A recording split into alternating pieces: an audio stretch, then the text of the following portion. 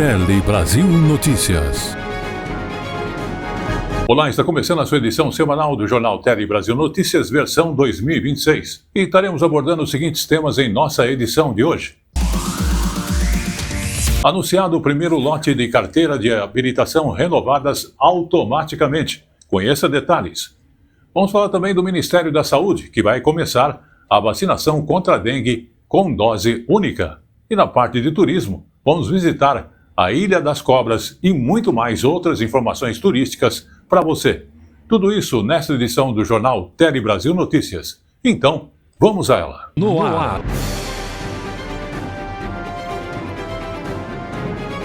Tele Brasil Notícias. Queremos aproveitar também e agradecer o apoio de Opalhão Artesanato, que, aliás, eu quero lembrar você que está localizado ali na rua Oiapoque, número 81, que é ali perto do viaduto do gasômetro, né? Uma travessa ali antes um pouquinho do viaduto do gasômetro. E lá você encontra aquelas telas para forrações de cadeiras, armários, né? Em palhinha e diversos outros artigos como você está vendo aí na imagem. Lá você também encontra presentes para o final do ano aí, aquelas, você que está procurando aquelas cestas de Natal para você colocar aí os ingredientes em vários formatos e tamanhos diferentes, você vai encontrar lá também e outros artigos que ele tem lá para você que envolve decoração, envolve outros critérios que você usa, até lustres e outras coisas mais em sua casa. Lembrando que o Opalhão Artesanato, mais uma vez, está localizado na rua Oiapoque, número 81, como você está vendo aí, e também ele atende através do seu WhatsApp, que é o 95265-8258.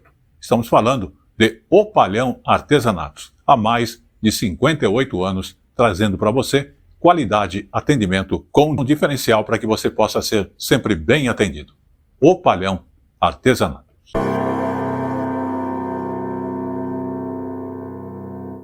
E começamos a edição do Jornal Tele Brasil Notícias 2026, falando do anúncio que ocorreu no dia 9 de janeiro. Primeiro lote, então, de carteiras de habilitação renovadas automaticamente.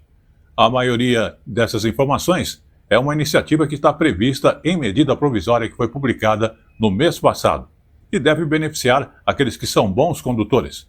Lembrando que o Brasil tem 80 milhões de pessoas à frente de carros de passeio, de aplicativos, táxis, caminhões e motocicletas. Justamente, o objetivo é beneficiar os bons condutores. Vamos observar. O Brasil tem 80 milhões de pessoas à frente de carros de passeio, de aplicativo, táxis, caminhões e motocicletas.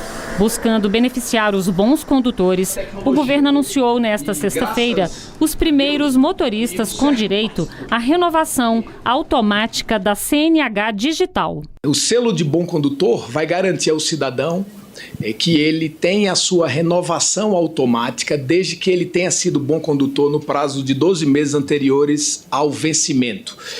O cidadão vai receber a CNH renovada automaticamente, sem pagar taxas e sem pagar por novos exames. Isso reduz o custo para as pessoas. Válida desde dezembro com edição da medida provisória que alterou o Código Brasileiro de Trânsito, a iniciativa se apresenta como um prêmio e uma economia que pode chegar a R$ 700 para o bom condutor. No entanto, ficaram de fora da nova regra quem tem mais de 70 anos e pessoas com deficiência física ou mental, que continuam precisando renovar presencialmente o documento. Já a partir dos 50 anos, será possível ter acesso apenas uma vez ao benefício. Para garantir também o controle periódico do trânsito brasileiro, mesmo para aqueles que são bons condutores. Isso significa dizer que, obviamente, com a idade, a gente precisa acompanhar melhor o cidadão. Então, essa é também uma cuidade necessária para fazer o programa com o nível máximo de inteligência que a gente foi capaz de formular. O processo de renovação será totalmente automático e digital pelo sistema da Senatran, com a atualização disponível no aplicativo CNH do Brasil. Motoristas com cadastro no Registro Nacional Positivo de Condutores, ou seja, sem infrações nos últimos 12 meses, terão a CNH atualizada diretamente no sistema assim que o documento vencer. Acho isso muito bom, assim, acho que é um prêmio, né, para aquela pessoa que fez tudo direitinho, segue na linha correta. Acho que é um bom bônus. Vamos falar agora então de aposentadorias, porque se você pretende se aposentar, ou está perto de se aposentar, atenção, porque a partir de 2026 passaram a valer novas regras para a transição da aposentadoria aqui no Brasil. As mudanças que inclusive estavam previstas na reforma da Previdência aprovada em 2019. Vamos conhecê-las. Dona Maria tem 66 anos e ainda não se aposentou. Ela aguarda a confirmação de pelo menos 15 anos de contribuição ao INSS para ter direito à aposentadoria. No ano passado faltava 2 anos e meio. Eu fico ansiosa só pela forma de saber, né, o tempo que falta. Os planos são agrega mais a renda, né, do que eu posso ajudar em casa, né, com a questão da alimentação, contas a pagar, essas coisas. Né? As mudanças deste ano não afetam a Dona Maria. Assim que atingir o tempo de contribuição, ela vai poder se aposentar por já ter cumprido a idade mínima exigida. A regra da aposentadoria por idade, destinada a trabalhadores de baixa renda, está plenamente em vigor desde 2023. Na modalidade, são exigidos 62 anos para as mulheres e 65 para homens. Ambos precisam ter pelo menos 15 anos de contribuição. Já as regras de transição deste ano valem para quem começou a contribuir antes de 2019 e vai se aposentar por tempo de contribuição. A regra dos pontos soma idade mais tempo de contribuição, e este ano passa a ser exigido 93 pontos com 30 anos de contribuição das mulheres e 103 pontos com 35 anos de contribuição dos homens. Outra transição é na idade mínima progressiva. Em 2026, a exigência é de 59 anos e 6 meses para mulheres, com pelo menos 30 anos de contribuição, e 64 anos e 6 meses para homens, com pelo menos 35 anos de contribuição. Para ter uma ideia de quanto tempo falta para se aposentar e da estimativa do valor do benefício, o trabalhador pode fazer uma simulação pelo site ou aplicativo Meu INSS.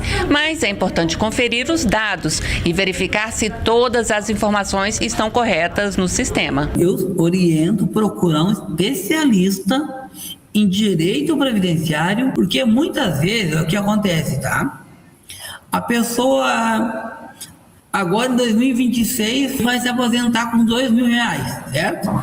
Só que no final, ou lá no início de 2027, como ela vai continuar trabalhando, ela pode se aposentar com R$2.500. Aí tem que fazer um planejamento para ver o que é mais vantajoso para ela. Ainda falando de aposentadoria, o presidente da República sancionou a lei que proíbe descontos feitos por aquelas associações nas aposentadorias e as pensões pagas pelo INSS.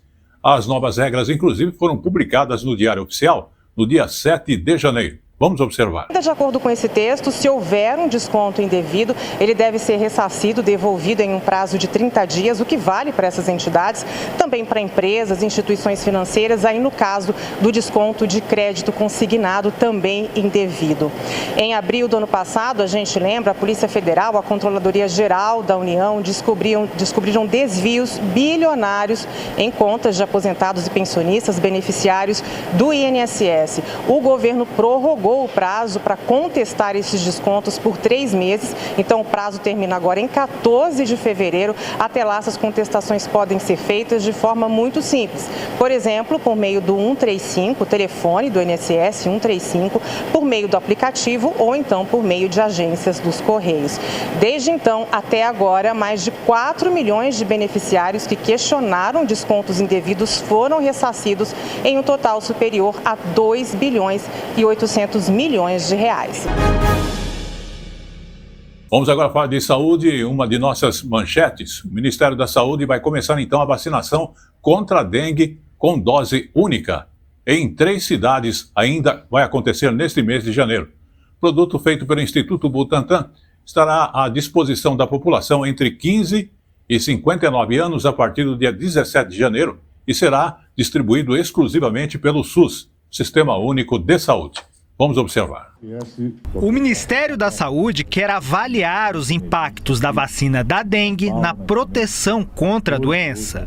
Para isso, será feita uma imunização piloto em 3 municípios: Botucatu, em São Paulo, Maranguape, no Ceará, e Nova Lima, em Minas Gerais. A capital paulista não está na lista inicial, mas a possibilidade já anima a população. Eu acho bom, né, que essa vacina da Covid salvou quantas vidas. Se tivesse antecipado, seria melhor. E como a dengue está antecipando, eu acho que vai ser a mesma coisa. Vai salvar muito a população que sofre, a população mais pobre, no caso. É uma boa, né? Porque está tendo muito surto de dengue e de tempos em tempos tem esse aumento, né? A vacina do Instituto Butantan é resultado de mais de 20 anos de pesquisa. O imunizante é o único no mundo que funciona com apenas uma dose e protege contra os 4 tipos de dengue com alta taxa de eficácia. Já foram produzidas 1.300.000 doses que serão usadas nesta etapa inicial de vacinação.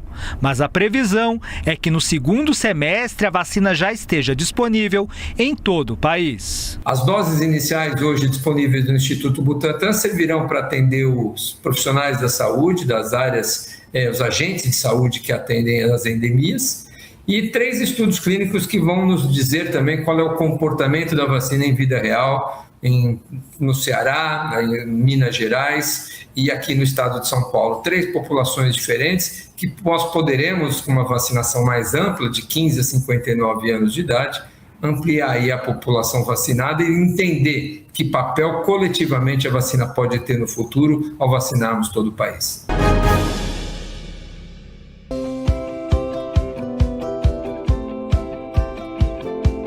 Queremos aproveitar também e agradecer o apoio de O Palhão Artesanato, que, aliás, eu quero lembrar você que está localizado ali na rua Oiapoque, número 81, que é ali perto do viaduto do gasômetro, né? É uma travessa ali antes um pouquinho do viaduto do gasômetro. E lá você encontra aquelas telas para forrações de cadeiras, armários, né? Em palhinha e diversos outros artigos como você está vendo aí na imagem. Lá você também encontra presentes para o final do ano aí, aquelas, você que está procurando aquelas cestas de Natal para você colocar aí os ingredientes em vários formatos e tamanhos diferentes, você vai encontrar lá também, e outros artigos que ele tem lá para você, que envolve decoração, envolve outros critérios que você usa, até lustres e outras coisas mais em sua casa.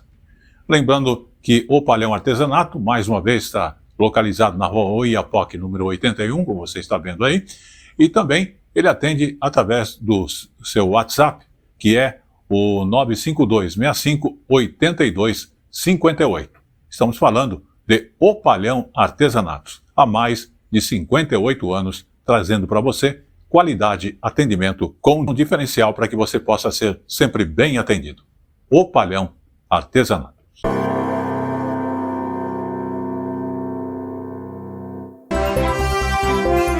A informação na medida certa que você gosta. Um telejornalismo dinâmico, nacional e regional. Jornal Tele Brasil Notícias. A informação na medida certa.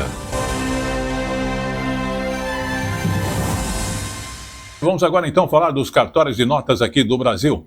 Sim, em todo o país eles passam a oferecer um novo serviço digital que permite a coleta e a validação, além da preservação de provas de conteúdos que são publicados na internet. Preste bem atenção nesta informação que é muito importante. O Ednote Provas é uma nova ferramenta dos cartórios integrada ao e-notariado, com foco na produção de provas de conteúdos digitais.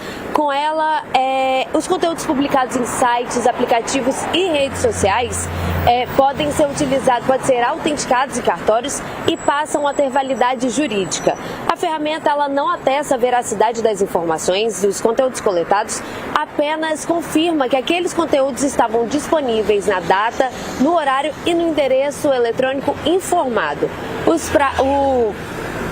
As provas produzidas elas ficam armazenadas por até 5 anos. Para realizar a captura desses conteúdos, o Enotprovas utiliza um sistema digital isolado que permite apenas a navegação sobre esses conteúdos indicados. Não permite o download e nem o envio desses materiais, reduzindo aí os riscos de interferências e intervenções aí no processo.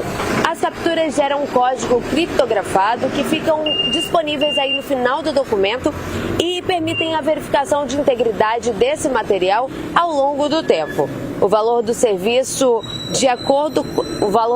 varia de acordo com a tabela cartorial vigente em cada estado. Vamos agora então falar de saúde da Anvisa, que liberou a primeira fase do tratamento experimental, que pode inclusive no futuro próximo devolver movimentos a pessoas com paralisia causada por lesões na medula. Inclusive, é importante entendermos que a base desse tratamento chama-se polilaminina, proteína com potencial de regenerar a medula. A substância foi descoberta, inclusive, numa pesquisa feita por um cientista aqui brasileiro, da Universidade Federal do Rio de Janeiro. Vamos acompanhar mais informações.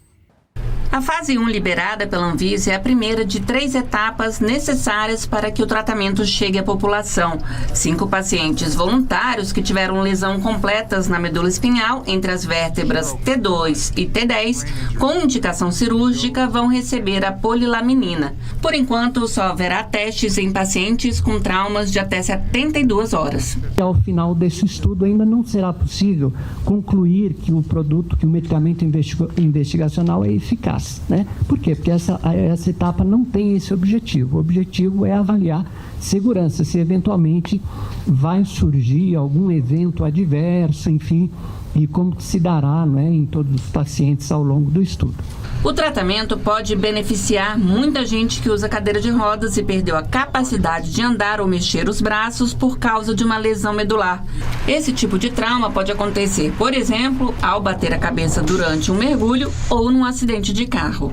A perda dos movimentos acontece porque dentro da nossa coluna fica a medula espinhal, que é cheia de neurônios. Eles funcionam como fios de uma corrente elétrica, que envia os comandos do cérebro para os membros do corpo. Quando algo machuca a medula, é como se a fiação dos neurônios fosse cortada. Sem conexão entre cérebro e membros, os comandos deixam de chegar, causando a paralisia. Se o estudo for aprovado pela Anvisa nas 3 fases, a esperança é que o tratamento passe a ser usado no futuro para regenerar a medula espinhal, inclusive em casos crônicos, e devolver parte dos movimentos perdidos por pessoas com lesão medular em todo o mundo. A gente tem expectativa que possa correr tudo bem para a gente já poder entrar na fase 2. O que elas vêm falando vai ser uma 2/3, se der tudo certo, né? Que a gente possa avançar o mais rápido possível, porque para além da oferta para os pacientes que serão voluntários do estudo clínico, depois ter evidências mais concretas da importância de incorporação de um produto como esse para o Sistema Único de Saúde. Vamos agora então falar de novidades na parte de supermercados. Em São Paulo foi inaugurado, inclusive a semana passada, a primeira cooperativa de consumo participativa do Brasil, modelo que já existe na Europa e nos Estados Unidos. Funciona como um supermercado, mas em vez de ter aquele dono ou empregado, o estabelecimento é administrado e mantido pelos cooperados. São eles quem decidem, inclusive, o que será vendido e os preços, e tem, inclusive, que trabalhar algumas horas por mês naquele local em que ele faz parte desta cooperativa. Vamos observar. O supermercado fica no centro da capital. Aqui, os papéis de dono, trabalhadores e clientes se misturam. O Chico teve a ideia quando conheceu uma experiência parecida nos Estados Unidos. Por aqui, encontrou gente que gostou da proposta. A gente foi pesquisar se o trabalho voluntário era permitido por lei aqui no Brasil, e ele é regulamentado, todo certinho. A gente discutiu se a gente deveria ser uma associação ou uma cooperativa, juridicamente. Decidimos por sermos uma cooperativa de fato. As decisões são tomadas em conjunto. Por isso, os produtos atendem aos desejos e visões de mundo das 370 pessoas que se organizaram em uma cooperativa. Todas as frutas e verduras são agroecológicas. Há muitas opções de alimentos orgânicos e sem componentes de origem animal. A novidade está fazendo sucesso no bairro. O pessoal aqui é super atencioso e eu vou com certeza ser um sócio daqui.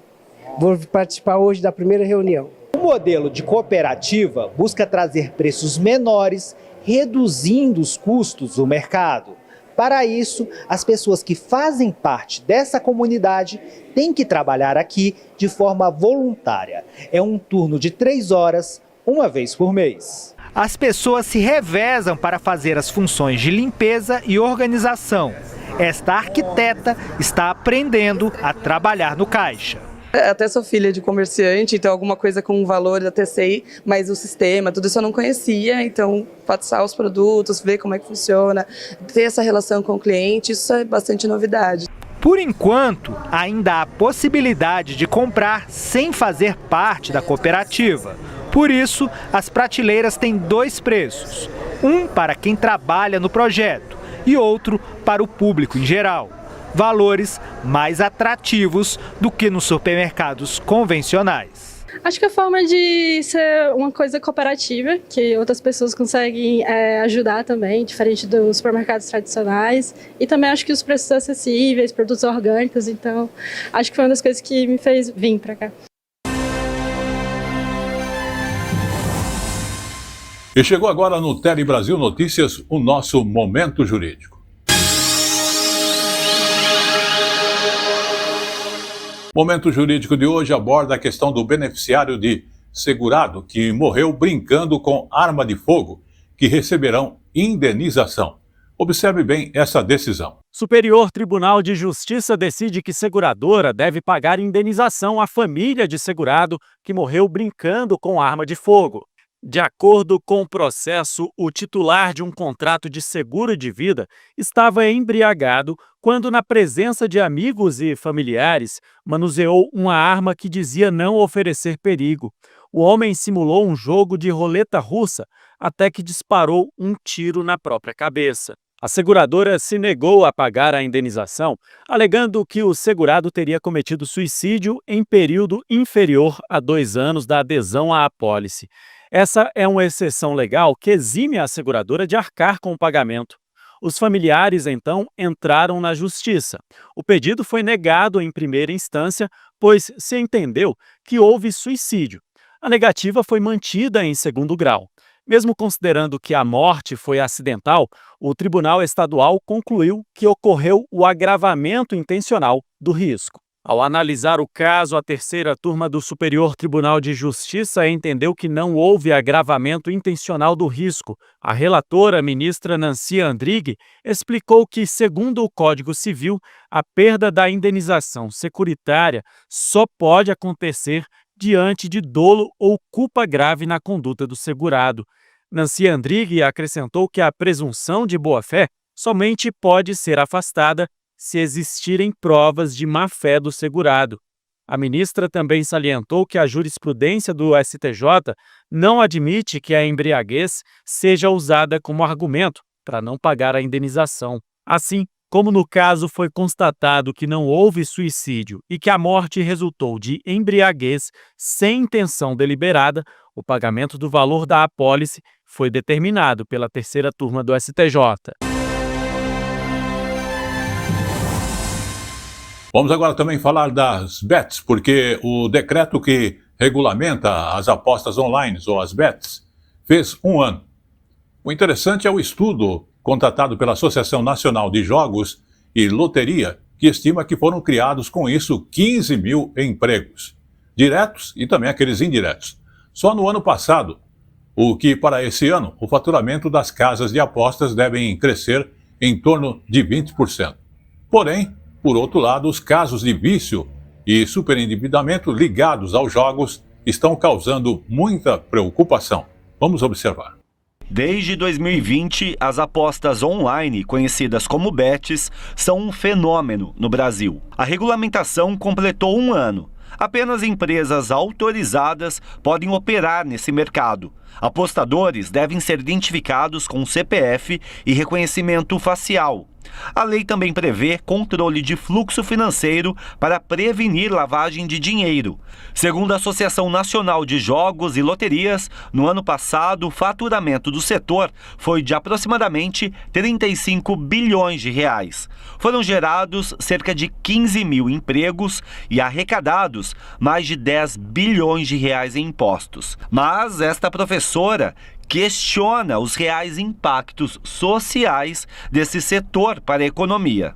No caso das bets, a gente ainda não tem muita certeza de qual é o tamanho desse impacto. Então, existe um impacto, mas a gente ainda não, ainda é muito cedo para a gente entender se a gente consegue realmente gerar o impacto e o tamanho de movimentação econômica que a gente teria com outros setores. Para o setor, as bets são uma realidade no mundo inteiro.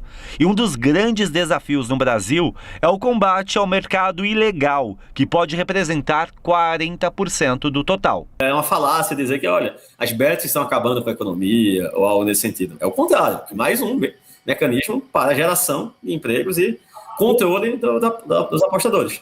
Entendeu? Então, enfim, esses ataques acontecem muitas vezes por pessoas que, de certa forma, a atividade nova sempre tira o espaço de uma atividade antiga. Né? O Brasil se tornou o 5º maior mercado do mundo em apostas online. Segundo o Ministério da Fazenda, são 25 milhões de apostadores apenas em plataformas legalizadas. Isso corresponde a cerca de 12% da população brasileira.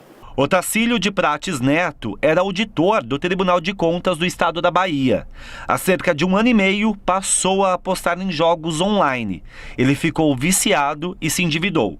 E no dia 21 de dezembro, cometeu suicídio. Juliana é a irmã dele. Eu falava, Taco, você é tão inteligente, por que você acredita que de fato a máquina vai deixar você ganhar dela, né? E ele ficou ali... acho que ele acreditou que a inteligência dele ia ser capaz de ganhar da máquina. E a gente recebeu o salário, férias, 13º, né, um valor assim significativo. Ele pegou e gastou numa tarde inteira.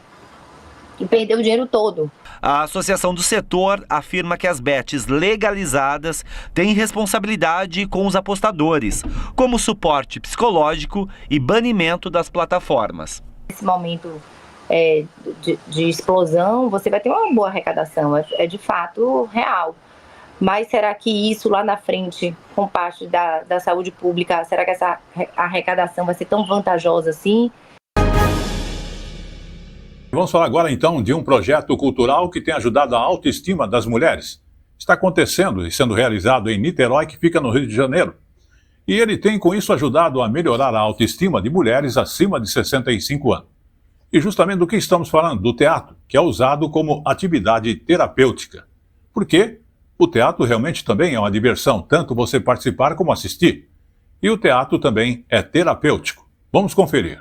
Teatro é diversão, teatro é terapêutico, teatro é vida. Subir no palco pode ressignificar a existência e levar à cura dos próprios dramas. Para este grupo muito especial, que já passou dos 65 anos, a experiência tem sido revolucionária. Hoje eu sento, eu converso, eu me relaciono, eu consigo colocar o meu sentimento e consigo colocar o que eu quero realmente. A oficina de teatro, que atualmente funciona no Centro Cultural Carlos Magno, em Niterói, é iniciativa deste professor, que mistura psicologia com artes dramáticas. E o resultado, segundo ele, tem sido excelente. Quando elas estão em cima do palco, falando dos problemas que elas vivem ou dos problemas que elas veem outras amigas passarem, eu percebo nelas uma transformação de tipo assim, poxa, eu não quero passar por isso, então eu tenho que fazer tal coisa. E aí a cura vai vindo de dentro para fora, que é a cura que realmente cura, né? Quando vem de dentro para fora, né? Quem sai ganhando são as alunas, todas elas aposentadas e que conseguiram dar um outro significado às suas vidas, adotando até uma nova personalidade, pois no teatro elas trabalham as emoções, a sociabilidade e o resgate da autoestima. Primeiro, o professor tem um astral maravilhoso e para a nossa idade, eu acho isso importantíssimo, né? E os exercícios que ele fazia também, que mexia com a nossa mente, o nosso corpo, que isso é muito importante para a gente. Para mim, então, foi fundamental. Tem sido muito prazeroso, não só aprender a atuar, o desafio de demonstrar raiva, de gritar e tudo, coisa que eu não faço normalmente. E também sair depois com as amigas que nós fizemos aqui no grupo para tomar uma cerveja, tomar um café. Tem sido muito bom. Vamos falar agora de produção de uva e do resíduo da produção de uvas. Estudantes da Universidade Federal do Vale do São Francisco estão desenvolvendo uma solução inovadora para o reaproveitamento desses resíduos da produção de uva. O projeto, criado inclusive por alunos de engenharia elétrica da Univasp, ficou em primeiro lugar em uma competição, inclusive que é nacional, de engenharia e automação com foco em inovação e sustentabilidade. Vamos conhecer e entender por que isso é útil. O Smart Biogás criou uma solução para um problema de uma das maiores atividades econômicas do Vale do São Francisco, a produção de uva. No ano de 2024, a região produziu mais de 850 mil toneladas da fruta, segundo dados do Observatório do Mercado da Uva da Embrapa. Mas o cultivo que abastece os mercados nacional e internacional resulta em toneladas de resíduo durante a fabricação de sucos e vinhos. O protótipo desenvolvido na Univasf reutiliza as sobras dessa indústria. O bagaço da fruta, que antes seria descartado, é inserido num tanque que aquece o material orgânico, acelerando a decomposição. O resultado é um combustível renovável e um fertilizante que pode ser usado no próprio cultivo da uva. Todo o processo é controlado por sensores e equipamentos eletrônicos. Conseguir converter isso, esse resíduo, em algo que consegue ser reaproveitado para gerar, por exemplo, biofertilizante. A partir dele a gente pode diluir esse biofertilizante e a partir disso a gente tem uma calda orgânica que ela é muito benéfica para o processo de frutificação da planta. Então você reduz os custos de ter que comprar uma calda orgânica em alguns níveis, utilizando o que já era seu resíduo. Apesar de ser apenas um protótipo, o dispositivo mostra que, em larga escala, o projeto pode ajudar a promover o uso de energia limpa, através do biogás, e aumentar a produtividade e sustentabilidade das fazendas da região. Para o mercado agrícola que a gente tem aqui, para conseguir entrar em mercados como o mercado europeu, como o mercado dos Estados Unidos ou da própria Ásia, é necessário que você mostre que você tem o comprometimento com a sustentabilidade e o protótipo ele tem esse alicerce de ser sustentável. O Smart Biogás foi desenvolvido por 3 alunos do curso de Engenharia Elétrica da Univasf, com orientação do professor Isnaldo Coelho, para participar da 2ª edição da MECA Brasil.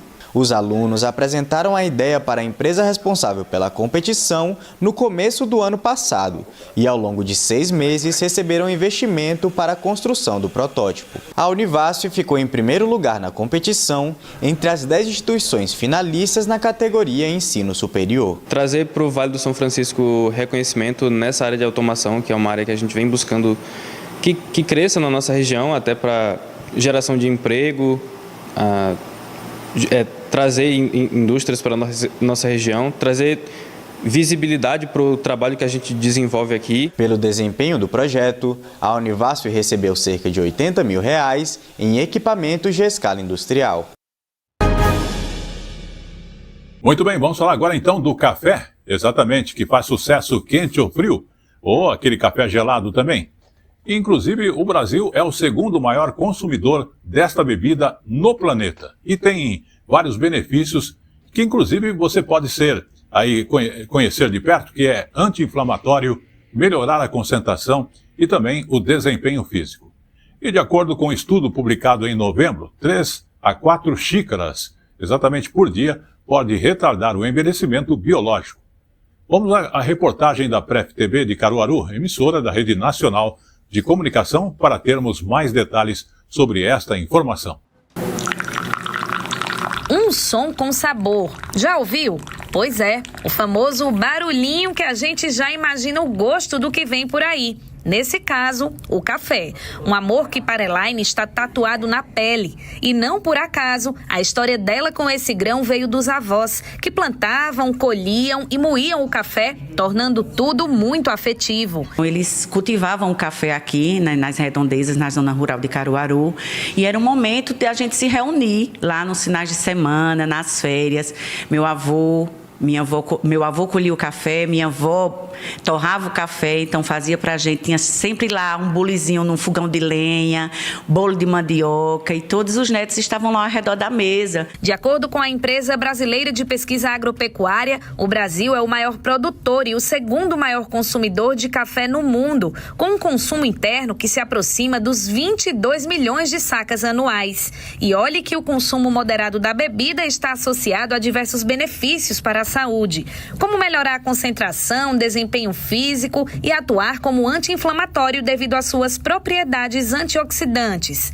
Agora, um novo estudo mostrou que beber no máximo 3 a 4 xícaras de café por dia pode retardar o envelhecimento biológico de pessoas com doenças mentais graves. Aqui nessa cafeteria, um dos métodos é o turco. Diferente dos outros, nesse, primeiro se coloca o pó de café, a água fervendo e o tempo é contado em uma ampulheta para que ele seja saboreado no tempo certo. E depois de 5 minutos e 10 segundos contados milimetricamente, o pó assenta no fundo da xícara e ele está pronto para tomar. Ele tem esse diferencial que não há a filtragem do pó, né? O pó ele é moído de maneira a seguir bem fino, né, parecendo um talco, e aí ele é fervido junto com a água e alguns ingredientes como anis, canela, cardamomo. As recomendações também têm um lado que acende um alerta. Exagerar na dose pode não ser tão bom. Então, se você precisa de uma concentração, se você precisa de foco, você tomar uma xícara de café pela manhã vai lhe ajudar a trabalhar melhor, ter mais estímulo para fazer atividade física, mas ao mesmo tempo que estimula, vai chegar uma hora que aquela estimulação pode gerar, de fato, um aumento da pressão arterial, pode gerar o que a gente chama de sintomas de taquicardia, e isso faz com que você comece a passar mal. Entre uma xícara e outra, uma dose de sabor, outra de cuidado e o equilíbrio perfeito na ponta da língua.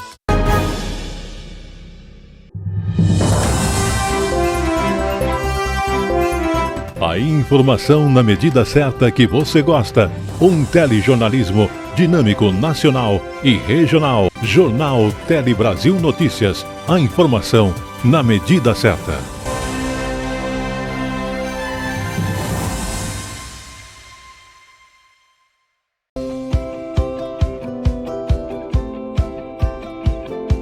Queremos aproveitar também e agradecer o apoio de O Palhão Artesanato, que, aliás, eu quero lembrar você que está localizado ali na rua Oiapoque, número 81, que é ali perto do viaduto do gasômetro, né? É uma travessa ali antes um pouquinho do viaduto do gasômetro. E lá você encontra aquelas telas para forrações de cadeiras, armários, né? Em palhinha e diversos outros artigos como você está vendo aí na imagem. Lá você também encontra presentes para o final do ano aí, aquelas, você que está procurando aquelas cestas de Natal, para você colocar aí os ingredientes em vários formatos e tamanhos diferentes, você vai encontrar lá também, e outros artigos que ele tem lá para você, que envolve decoração, envolve outros critérios que você usa, até lustres e outras coisas mais em sua casa. Lembrando que o Palhão Artesanato, mais uma vez, está localizado na rua Oiapoque, número 81, como você está vendo aí, e também ele atende através do seu WhatsApp, que é o 952-65-8258. Estamos falando de O Palhão Artesanatos, há mais de 58 anos, trazendo para você qualidade, atendimento com um diferencial para que você possa ser sempre bem atendido. O Palhão Artesanatos.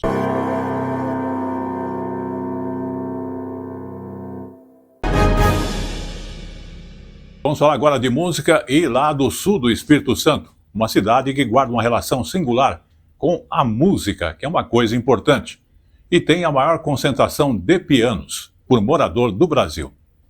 E essa pesquisa, inclusive, tem a sua estatística que indica isso claramente. E transforma, inclusive ali na cidade, o instrumento uma parte da rotina, inclusive já contado em histórias e memória e da identidade deste local. Todo mundo ali acaba tocando piano. O som de piano é ouvido em várias partes. Vamos observar mais detalhes na reportagem da TV do Espírito Santo.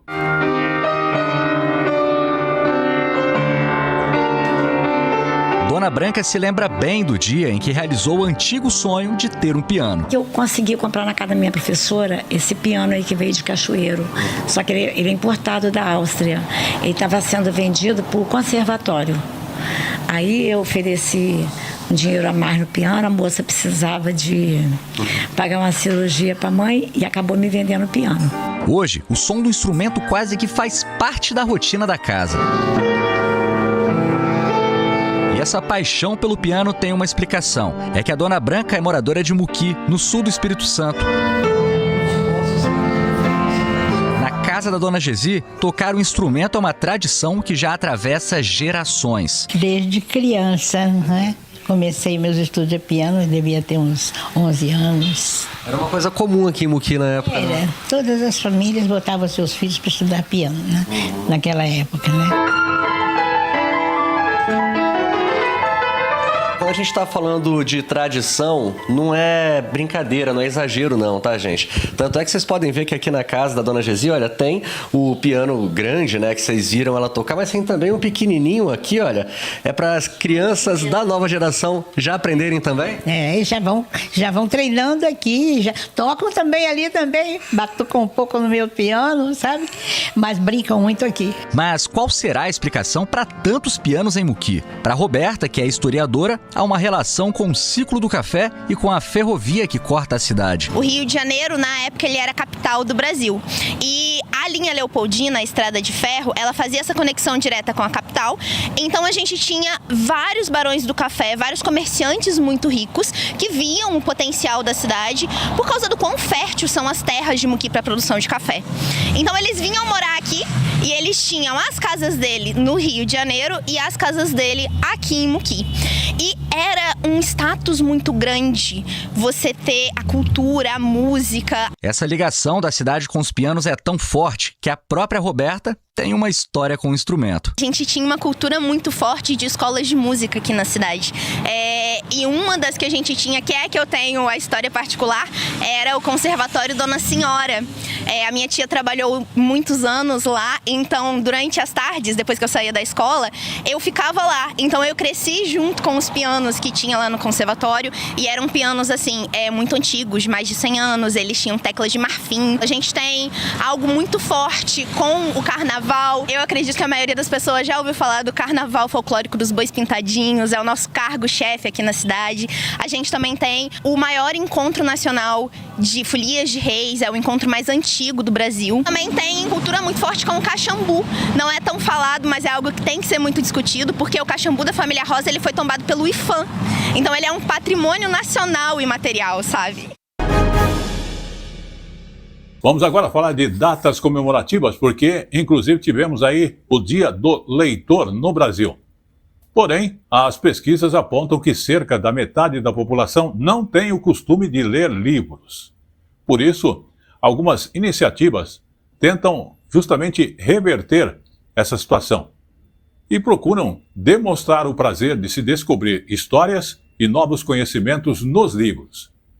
E que, ao contrário do que muita gente acaba pensando, a leitura não precisa ser um ato solitário.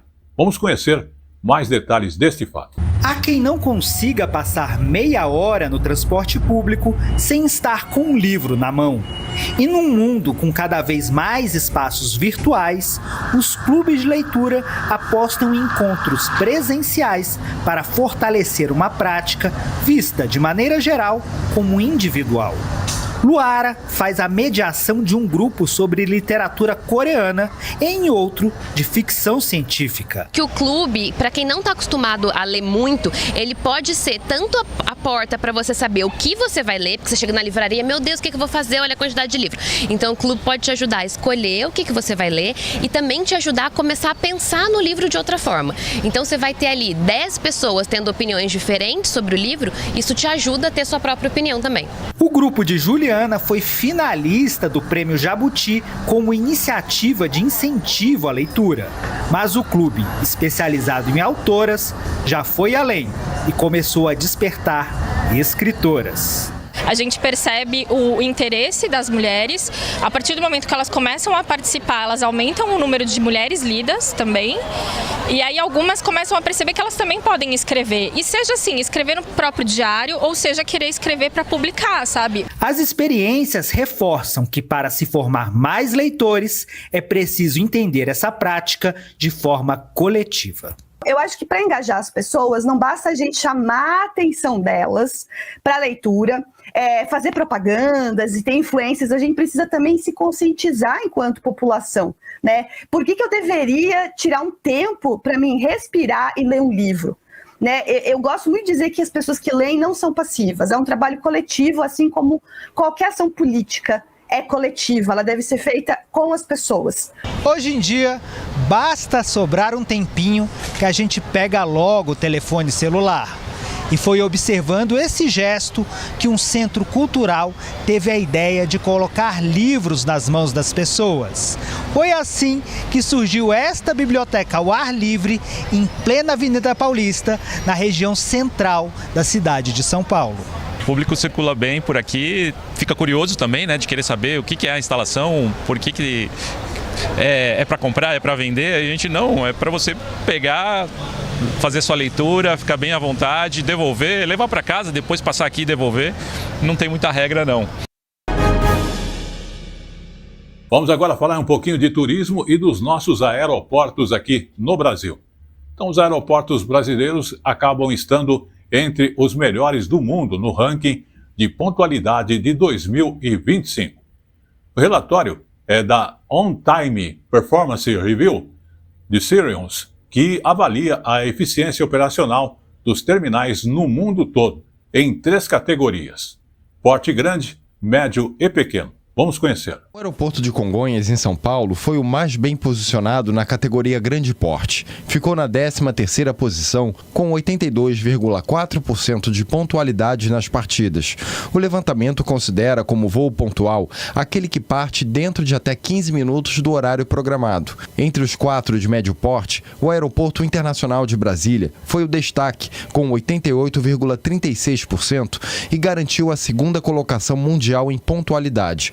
O Internacional Tom Jobim Galeão, do Rio de Janeiro, ficou em 6º lugar, com pontualidade de 85,13%, seguido pelo Internacional de Viracopos, em Campinas, São Paulo, em 8º, com 84,55%, e pelo Aeroporto Internacional da Capital Mineira, que alcançou a 10ª posição com pontualidade de 83,57%. Na categoria de aeroportos de pequeno porte, o Brasil apresentou desempenho de destaque, com 8 terminais entre os mais pontuais do mundo. O carioca Santos Dumont foi o mais bem posicionado, alcançou 89,67% de pontualidade nas partidas e a 3ª colocação mundial. Na mesma categoria, também se destacaram os terminais de Salvador, na Bahia, em 8º lugar com 87,32% de pontualidade, de Recife, em Pernambuco, em 11º, de Fortaleza, no Ceará, 12º, de Florianópolis, Santa Catarina, 14º, Curitiba, Paraná, 15º, Porto Alegre, Rio Grande do Sul, 17º e Belém, no Pará, em 20º. Fala agora então do cinema nacional. O Agente Secreto, de Kleber Mendonça Filho, venceu 2 Globos de Ouro, e um de melhor filme de língua não inglesa e outro de melhor ator para Wagner Moura. A premiação está fazendo aumentar as especulações sobre a chance do cinema brasileiro faturar mais um Oscar. Depois de levar o prêmio de melhor filme em língua estrangeira no Critics' Choice Awards no último domingo. A premiação aconteceu em Los Angeles, a capital do cinema americano. Wagner Moura se tornou o primeiro ator brasileiro a ganhar o Globo de Ouro, Ano passado, a vencedora foi Fernanda Torres, pela atuação em Eu Ainda Estou Aqui. Ao discursar, Wagner Moura agradeceu ao diretor Kleber Mendonça Filho e fez um comentário político. Acho que precisamos continuar fazendo filmes sobre a ditadura. Ela ainda é uma cicatriz aberta na vida brasileira. Aconteceu há apenas 50 anos. Recentemente, tivemos de 2018 a 2022 um presidente de extrema-direita, fascista no Brasil, que foi uma manifestação física dos ecos da ditadura. Então, a ditadura ainda está muito presente no cotidiano brasileiro. Por isso, precisamos continuar fazendo filmes sobre ela, disse Wagner Moura. Em Um Agente Secreto, Wagner Moura interpreta Marcelo, uma história ambientada em 1977, em plena ditadura militar. A obra é um thriller político que acompanha o protagonista, um professor que foge de um passado misterioso e volta para Recife, mas demora a perceber que a cidade não será o local de refúgio pelo qual procurava. Essa foi a terceira vez em que um filme brasileiro ganhou o Globo de Ouro. As vitórias anteriores foram de Orfeu Negro, de 1960, de Central do Brasil, em 1999. Ao discursar após a premiação de melhor produção de língua não inglesa, o diretor Kleber Mendonça Filho disse acreditar que o cinema é uma forma de expressar algumas das queixas em relação à sociedade em que vivemos. E dirigindo-se aos jovens cineastas americanos, comentou que eles têm muito a dizer sobre o que acontece nessa sociedade. O Agente Secreto também concorria ao prêmio de melhor filme de drama, mas quem acabou vencendo nessa categoria foi Hamlet, A Vida Antes de Hamlet, dirigido por Chloé Zhao, uma das poucas diretoras a ter conquistado um Oscar. Esse filme conta a história de como Shakespeare conhece a esposa, com quem teve 3 filhos, e um deles, Hamlet, que morre aos 10 anos, acabou por inspirar o dramaturgo a escrever a tragédia sobre o príncipe Hamlet. Mas apesar de não ter levado essa premiação, os brasileiros comemoraram os 2 troféus que vão trazer para casa. Agora é esperar pela noite do Oscar. Afinal, o Globo de Ouro é visto pelos produtores e pela crítica especializada como uma espécie de termômetro para o maior prêmio do cinema americano. Não deixe o samba morrer. E ainda falando do cinema nacional, a repercussão dos 2 prêmios para o Agente Secreto acabou sendo uma coisa imediata. Autoridades, artistas e jornais internacionais acabaram destacando a importância da vitória para o cinema brasileiro. Vamos observar. Vencedora do Globo de Ouro como melhor atriz em filme de drama no ano passado, Fernanda Torres disse que só deu Nordeste em La La Land e deu parabéns a Wagner Moura e ao diretor Kleber Mendonça Filho pela vitória. Conterrâneo e amigo de longa data de Wagner Moura, Lázaro Ramos brincou, dizendo que o baiano tem o molho e agora o Globo de Ouro. O presidente Luiz Inácio Lula da Silva comemorou a vitória em 3 publicações nas redes sociais. Lula disse que O Agente Secreto é um filme essencial para não deixar cair no esquecimento a violência da ditadura e a capacidade de resistência do povo brasileiro. O Ministério das Relações Exteriores emitiu nota cumprimentando o diretor Kleber Mendonça Filho, a produtora Émile Lesclos, a equipe do filme O Agente Secreto e o ator Wagner Moura. Segundo o texto, esse reconhecimento internacional reafirma a excelência do cinema brasileiro e a capacidade de dialogar com públicos em todo o mundo. A imprensa internacional também repercutiu as vitórias brasileiras no Globo de Ouro. A revista Variety, uma das mais influentes sobre o cinema norte-americano, disse que Wagner Moura fez história ao se tornar o primeiro ator brasileiro a ganhar o prêmio de melhor ator em filme dramático. A The Hollywood Reporter, outra importante publicação sobre cultura e entretenimento, deu ênfase ao discurso de Wagner Moura sobre pessoas que se mantêm fiéis aos seus valores em momentos difíceis. O jornal El País destacou a derrota do longa espanhol Sirat para o longa brasileiro, em uma categoria altamente competitiva. O francês Le Figaro chamou de dobradinha histórica do cinema brasileiro e lembrou que O Agente Secreto já havia sido premiado em Cannes no ano passado. Vamos falar do verão e do Rio de Janeiro, que inclusive entrou em nível 3 de calor. Uma escala que vai aí até 5. As altas temperaturas vêm aliada à praia, um dos principais atrativos desta cidade. O setor de turismo deve movimentar nada menos que 13 bilhões de reais somente neste verão. Vamos conferir. Aqui no Rio de Janeiro, devido ao calor extremo, muita gente tem preferido vir à praia agora, nesse período da noite. A gente está aqui no Leme, na zona sul do Rio de Janeiro, e como você consegue acompanhar aí nas imagens do Marcelo Padovan, é possível ver o mar lotado de banhista, a areia tomada por moradores do Rio, turistas que preferem aí esse período mais fresco para o lazer na praia. Ao longo do verão, que vai até o dia 20 de março, o turismo aqui na cidade deve movimentar 12 bilhões e 800 milhões de reais, um crescimento aí de 18% na comparação com o mesmo período do ano passado. Esse levantamento feito pela Prefeitura do Rio leva em conta os gastos com os turistas domésticos e também com os turistas estrangeiros, que movimentam aí diversos setores, como bares e restaurantes, hotelaria, quiosques e também da indústria do entretenimento. Hoje a máxima foi de 38,9 graus. A cidade entrou no nível 3 de calor numa escala que vai de 0 a 5. As recomendações da Prefeitura são evitar a exposição solar no período de 10 da manhã às 4 da tarde, consumir alimentos leves e se hidratar bastante. Muito bem, vamos mudar de assunto e falar aí de uma receita de família. A TVA do Espírito Santo descobriu essa receita familiar, que é o pato com fruta-pão. E vai dar para você aí, ó, a receita passo a passo. Vamos observar. Chegamos em Piapitangui, zona rural de Viana, região metropolitana daqui de Vitória, no Espírito Santo, para mostrar para você uma receita que está numa família há mais de 40 anos. O fruta-pão com pato. Gente, o fruta-pão, ele faz parte da família da jaca. E aí você pensa, nossa, mas por que tem pão no meio? É porque quando ele está muito maduro, ele parece justamente um pão que acabou de sair da fornalha. Eu tô curiosa, porque fruta-pão, pato, receita de família há mais de 40 anos. Quem vai contar é Marlene. Olá. Tudo bom, meu amor? Tudo bem, e você? Tô preparada para aprender essa receita aí que tá na sua família. Bora lá! E uma das estrelas do prato, o fruta-pão, apesar de não ser produzido em escala comercial, é facilmente encontrado em feiras e nas cidades do interior do Espírito Santo. A árvore pode chegar a 20 metros de altura e dá frutos grandes, ricos em fibras, vitaminas e minerais. Então aqui nós temos o pato. Exato, 2 patos. Agora a gente vai passar limão pra gente poder ir pro fogão.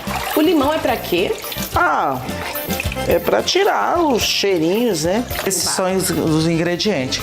Gordura de porco, alho, cebola, colorau, pimenta do reino e sal. Você pode fazer ele com óleo de soja. Eu prefiro com a gordura de porco. Eu sempre uso o alho primeiro do que a cebola e gosto muito de alho. Então, agora eu jogo a cebola. Aqui eu botei 2 cebolas, 2 patos, 2 cebolas. A gente deixa ela murchar um pouquinho, ela não precisa ficar dourada. Ela vai perder o líquido dela. Gente, o cheiro tá tão gostoso. 1 colher de sopa, eu acredito que esse colorau é bem bonzinho. Né? Mas eu pode botar um pouquinho mais, tá? Se você for usar o molho pardo, você não precisa de tanto colorau. Aí você vai jogando as partes. Aí vamos com o sal e o pimenta do reino.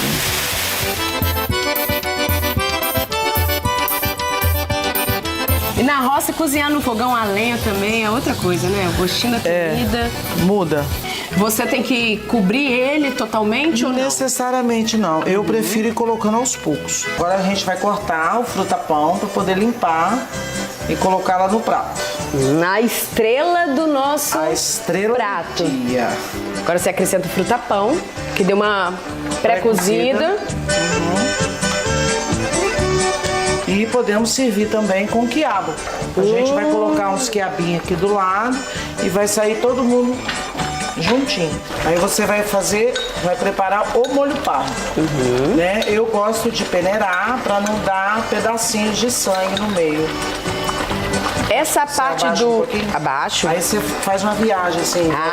Entendi, mas dançando assim também? Exato. Assim, né? Vamos lá, então, ó.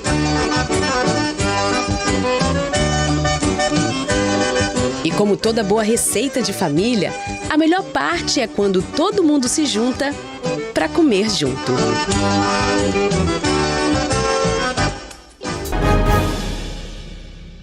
Vamos destacar aí o Patrimônio Histórico Nacional do Brasil, Rio de Janeiro. Importante patrimônio, então, histórico e religioso, voltou ao lugar de origem, que são as peças sacras desaparecidas há cerca de 20 anos. Inclusive, foram restituídas à Igreja Católica em uma cerimônia no centro da cidade. As esculturas estavam sob a custódia do IPHAN e foram recuperadas em operações policiais. Observe. O Instituto do Patrimônio Histórico e Artístico Nacional, IPHAN, participou da restituição de 5 peças sacras à Arquidiocese do Rio de Janeiro, em ato realizado na Igreja de Nossa Senhora do Carmo da Antiga Sé, no centro do Rio. As esculturas religiosas de oratório dos séculos XVIII e XIX estavam desaparecidas há cerca de 20 anos. De acordo com a equipe técnica do IPHAN, as obras foram apreendidas em diligências policiais realizadas em feiras de antiguidades nos anos 2000 e estão em bom estado de conservação. E como eu sempre falo, tudo que é bom dura pouco, e o Tele Brasil Notícias Semana está chegando ao seu final. Agradecendo a sua audiência, mas antes, vamos falar aí da Ilha das Cobras, que foi uma das nossas manchetes. Inclusive, nessa Ilha das Cobras, tem também, além das cobras, lógico, beleza. E a Ilha dos Franceses, inclusive, que tem atraído cada vez mais turistas neste verão no litoral sul do Espírito Santo. Local que, inclusive, é um dos destinos mais procurados para passeios, inclusive de barco, na região, e guarda histórias e paisagens que acabam encantando quem visita. Vamos observar a equipe da TBE do Espírito Santo, emissora da Rede Nacional de Comunicação, que se aventurou nesta Ilha das Cobras. Vamos observar. Ela é cercada por águas de cor verde esmeralda, cristalinas. De beleza hipnotizante, a Ilha dos Franceses é de fato um paraíso que vem encantando turistas de várias partes do Brasil. O arquipélago está situado a cerca de 4 quilômetros da costa do município de Itapemirim, sul do Espírito Santo, e tem mais de 2.000 metros quadrados. Mais do que beleza, a Ilha dos Franceses conta uma história.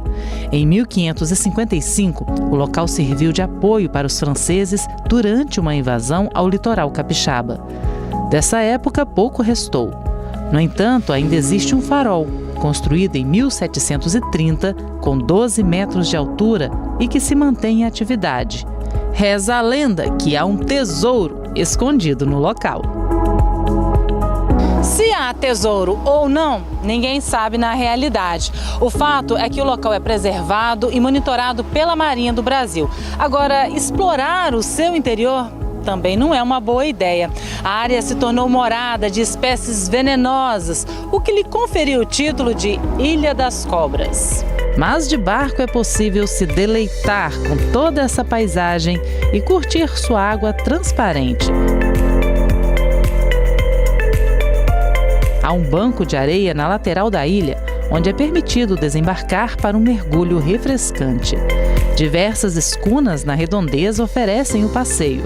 Outra forma é contratar um serviço privativo de lancha.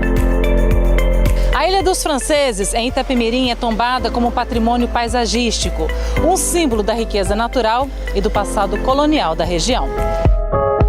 E com essa última visita à Ilha das Cobras, o Tele Brasil Notícias da Semana está chegando ao seu final, agradecendo a sua audiência em qualquer parte do mundo e do Brasil. E lembrando que você pode rever as nossas informações através do nosso site, que é telebrasilnoticias.com.br, ou mesmo no YouTube, @Jornal Tele Brasil Notícias. Você também acompanha no Facebook a Hora da Notícia Rádio e TV. Queremos agradecer a toda a nossa equipe de produção e lembrar que estaremos de volta na semana que vem com muito mais informações semanais do Jornal Tele Brasil Notícias. Até lá!